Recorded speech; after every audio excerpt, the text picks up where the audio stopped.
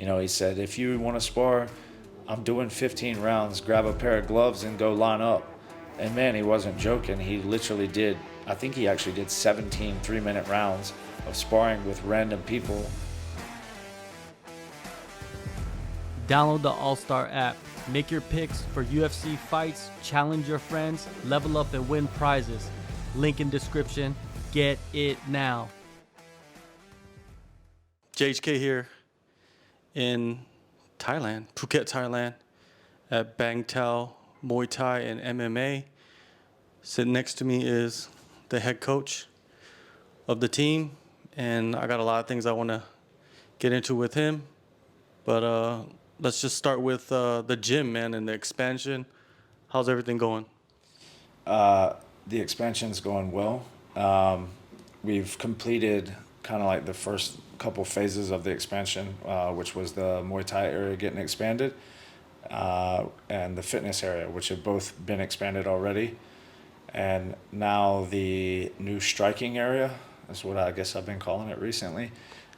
It's almost complete. We have offices and the front check-in area and gear shop, which is still in the process of being completed, as well as our second MMA facility. So on the above, and the kind of like when you walk into the gym, you'll see the striking area. As you walk through both parts, there'll be a little walkway that's not yet complete between the current MMA area and the striking facility and fitness and whatnot. But above the striking area, which will have Muay Thai, boxing, we're going to introduce a boxing program in the future, as well as kickboxing.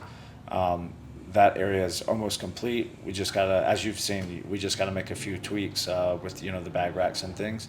But there will be offices in the back of that and a few like meeting rooms and stuff. But above that will be the new MMA facility, which we will use initially for kids classes. We're gonna have a kids program coming up, and yoga and private training in that area. So it's quite a big area. It's not quite as big as the current MMA room, but it's quite big, and it will actually be enclosed with air conditioning. So again, we're using that for yoga, our yoga classes in the morning, private training throughout the day. If we have big name people that are here and they don't want to be bothered with people taking photos and whatnot of, they can train in there. It'll be a massive size MMA room with padded walls around, so you can do wall work. And actually yesterday, the construction team had us go up there, and we're going to make it so on the sides of the sides of the facility will be, the walls will be matted for grappling and stuff like that and wall work.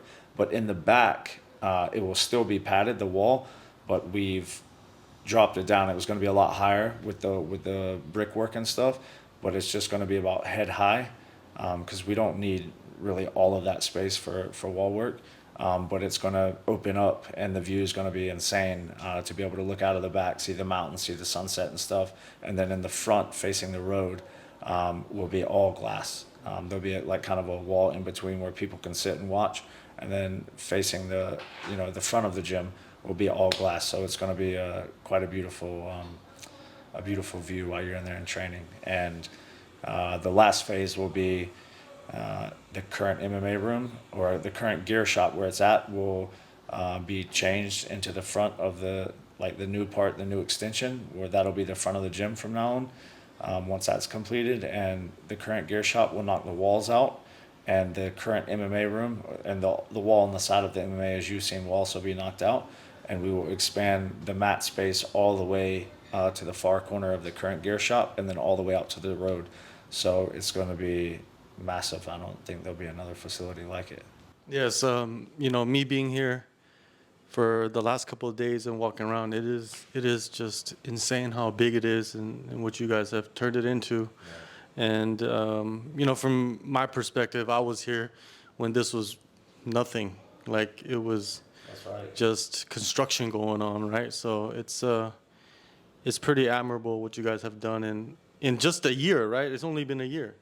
Yeah, it's been, we opened officially April 23rd of last year, but the doors kind of opened as a soft opening on April 1st. So we're just over a year, and man, listen, I thought that we would be successful, moving on from our previous stuff that we were doing. What I didn't expect it to happen so fast, and for everything. I mean, to happen so fast, but also to be expanding. I mean, we were open 4 or 5 months, and the team got together, and that's when we started talking about expanding. And then not long after that, the way that the classes grew so fast, and the amount of people that, when you have 60, 70 people in a class, you're like, damn, we might need to look at expanding. So that was like, it was the perfect timing. It's not like we expanded hoping people were gonna come. Like we really truly need the space now. So it's it's been a blessing, man. It's great to, the brand that we've been building, and to be able to, to have a say in what goes in everything, every part of the gym. And we're very lucky, and super excited to be in this part of Phuket. Bangtao is a beautiful area right next to Surin Beach. It's just left or right out of the gym. 1 minute you're at a beach, or you can walk across the street and walk through the woods or the hotel, and you'll be at the beach. So it's really exciting times. Now, to move on to the next topic of interest is the fighters that you have here. You do have the bigger names, like you got Weili training here for her title fights. Volkanovski's coming in for a couple weeks at a time, and a slew of other names. But the core team, right? You have fighters that have been with you from the start. Loma recently, she got her first finish in the UFC. Yeah. A lot of people were surprised by the submission win. What did you think of that whole experience and watching her, earn that? I think she got her blue belt maybe after that, or purple belt? Yeah. No, it was incredible, man. It was, she was up against a tough girl,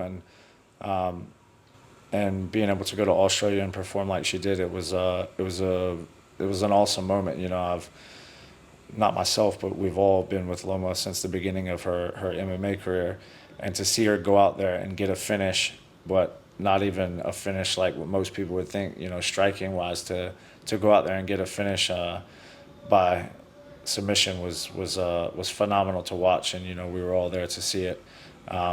And Alex gave her purple belt right after that, which was pretty cool. And then it was straight back into another camp, and unfortunately she was injured, and she's currently at the UFC PI in America. She's rehabbing now, which I think is a great experience here for to get out of Thailand to go to America and see some different stuff, and work on her English and be around different people, and really utilize the UFC Performance Institute to get better. And I'm sure that she'll make a full recovery, and then we'll see her back in there soon. Any updates on exactly like when we might see her back? I'm not totally sure. It just kind of depends on what's going on with her rehab and how fast the surgery that she had. She had a great doctor here in Bangkok, and the surgery was well, and she was rehabbing right after that. But it's good that she can be at the Performance Institute with the best in the business. So I'm not exactly sure when it'll be, but I know that she's working hard on her rehab, and trying to stay fit and whatnot. For sure. The other fighter that has kind of somewhat blown onto the scene because of Road to UFC, you had a couple fighters fight on it, but Peter Danasoe, is that how you say his name? Peter Danasoe. Okay. Peter Danasoe, he, the flying knee knockout. Come on, man. Like, just talk about that. Yeah, Peter's, we had Top Noi and him both fighting on it, and I actually know Peter through Top Noi. Peter's still young. He's only 21, 22, and I met him through Top Noi, and I knew Top, we were going to be able to get Top back on the road to UFC. I think we all thought that he won that fight. Maybe not the best performance, but we all thought that he won that fight. I don't think there was too many people that saw it the other way, but it was great to have not just one Thai, but two Thais, because he's half Thai, half Danish. But it was great to be able to get an opportunity for him to showcase his skills on the road to UFC. And Peter is a kid that I've known for a while, but we spoke and decided if that he was able to get on, road to UFC, that he was going to come to train with us at Bangtao, and he did just that, and he trained very hard. I'm still getting to know him, but I feel like we've gotten quite close. This is a very intimate sport, so coach and athlete relationship is different than a lot of sports, and I've really gotten to know him, and he's a great kid, man. He works hard, he listens, he believes in his training partners and his training, his coaching, and he's the type of kid that we want around us, and I think the future is very bright for him. That it's funny with that knee. If you watch right after the fight, he was talking to me. Probably the first week that we started training together, he was like, "Coach, I want to, to do some knees," and we worked the knee that he did, and then another variation of it, and you could see us talking about it afterwards because it was insane. Like I said to him right after the fight, "Hey, you look like your feet were stuck in the mud there for a couple of minutes," and he was like, "Yeah, just getting the jitters out." But I definitely felt like I was a little bit slower starting, but he said, we had talked about the game plan and how when you pressure the guy, how he's going to come back forward. And he was like, that's when I threw the knee and it landed like, pinpoint accuracy and perfect. And it was what better way to be introduced to the UFC staff and matchmakers than winning by flying knee knockout. So that's a move that he wanted to do. And we practice it. And he told me actually 2 weeks before the fight, he said, "Coach, I think I'm going to win by knee." And I said to him, "Oh, that's all good and well, brother. Maybe that will be, but let's just focus on, fighting to our best ability." And, yeah, man, the kid listens. Like when he's out there, sometimes people, they don't hear the coach or they don't listen, or it's, hard to get them to be on the same page. But Peter's not one of those guys, man. He listens. Like anything you yell at him during the fight, he attempts. And there were a few things during the fight, that I yelled out, and man, he executed perfectly, and he executed the game plan perfectly. So it was great. There's some rumors of a card happening in the summer, late summer in Singapore. I figure that if Peter gets signed, he could be on that card. Is there any news of like what's his next move? We're still waiting to know, but yeah, I would of course I would love for him to be signed, and become the first Thai Mel, but through his manager Danny, we already know, potentially he could be signed, or he'll be back on road to UFC again and get another opportunity to really prove and show why he belongs in the UFC. So I think he'll definitely be fighting in that time and probably in Singapore. But whether it's on another road to UFC featured bout or whether it's actually signed to the UFC is still to be seen. So, but I'm very excited for him and for his future. He'll be back. He actually called me this morning. He'll be back on Saturday to start training, and then just be prepared for whatever comes next. Now you got Top Noi, and Top Noi, he got to the second round of the first tournament, and then he went outside of road to UFC, got a win, and then got another fight. And this one is pretty tough because it was a close fight. It went down to the judges. A lot of people thought he won. What's the move for Top Noi going forward? I think just kind of letting Top heal up. He had a few bumps and bruises after that fight. It was a hard fight. And like you said, as I said earlier, I myself and a lot of other people thought he won. But, hey, that's the sport. And sometimes the judging is not in your favor. And the truth of the matter is he could have done some other things to really solidify that fight and make sure that he won. But we didn't, and that's now in the past. We just have to learn from it. But as far as for what's next for him, Top's still young. This is something that we spoke about right after the fight. Him and Peter and myself watched their fights. And one thing he said to me, he said in Thai, like, "Brother, I'm getting older now." And I looked at him and I said, "No, you're only 30 years old. You're just getting into your prime." Whereas in Muay Thai, people will say, "Oh, you're old," and you feel old. Because it is a bit older to be fighting into your 30s when you're in Muay Thai. But for MMA, I assured him, like, "No, brother, you're still early in your career, So the future's still wide open for him. We have a lot of different options. Of course, to get to the UFC, we'll have to get a few more wins. But I think maybe we'll go to Japan next and maybe fight there. I'm still waiting to find out from his manager, but I think Top's still young. He's still learning. Honestly, you know, he fought how many years he's been fighting now MMA. It hasn't been until probably the last 2.5, 3 years during COVID that he's really started to train like a professional, and not only train like a professional and work hard, but listening and actually like implementing the things that we do in training. And even though he lost that fight, and we thought he won, he still did a lot of great things. He definitely didn't fight to his full potential, but he got 5 takedowns and had over 6 minutes of control time. And I don't think he's ever had a takedown in any of his fights. And, you know, we can nitpick the negative things of the fights and the things that he did bad, but that's something also I explained to him about. You know, this shows progression. You've progressed, you've gotten better, to be able to do the, you know, as many takedowns as he did. So we know now he's not just a striker, he can also grapple. And that's something that he's not comfortable, hasn't been comfortable with. And I think it maybe showed in the fight a little bit when he was in top control, but those are things now that we know he can do, and we just have to tighten those up and make sure that it gets added to his evolution of his game. One last thing, you know, you just recently had Tyson Fury here for a few days, and you know he did rounds of sparring, training. You know, I mean, I think you guys had a Q&A. Yeah. How was it having the Gypsy King here to you know, just to mix it up with him and be around him?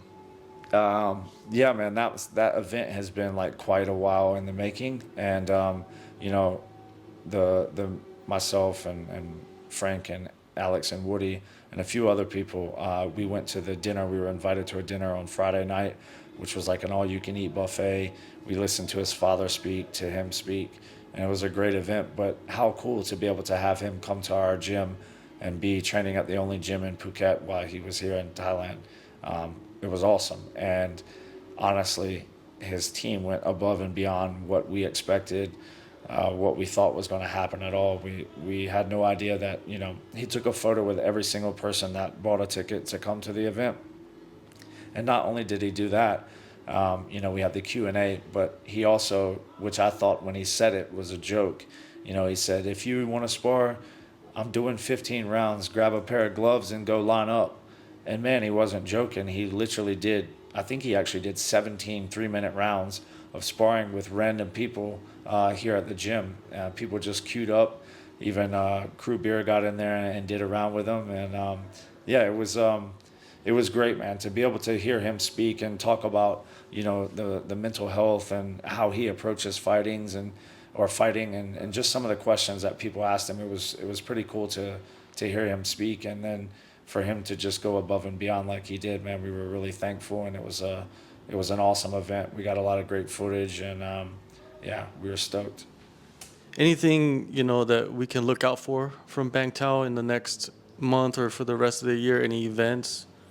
Yeah, so Jada Ketley will be fighting next month on Canggu Fight Night in Bali, put on by my buddy Donnie and the team there. So that's it'll be her first fight back in 5 or 6 months. So we're getting her prepared for that. I expect for Peter, again, don't know the date exactly yet, but I expect to see him fighting in probably August. And then I'm looking at maybe October for a Top Noi. And then we have a few other people like on the edge. Ken, one of our amateur kids, is also fighting. He's half Thai, half German, so he's the new wave of Thai fighter in MMA. He'll be fighting, I think, an amateur fight, making his amateur debut in Bali as well. And it's great. You know, Brad Riddell's out here with his training now and coaching, and it's you know, he's still in the middle of his career, and I'm looking forward to seeing him come back. But it's the gym's rocking right now. The vibes are great. It's great having you back. It's I'm looking forward to a great second or a third and fourth quarter of the year. It's exciting.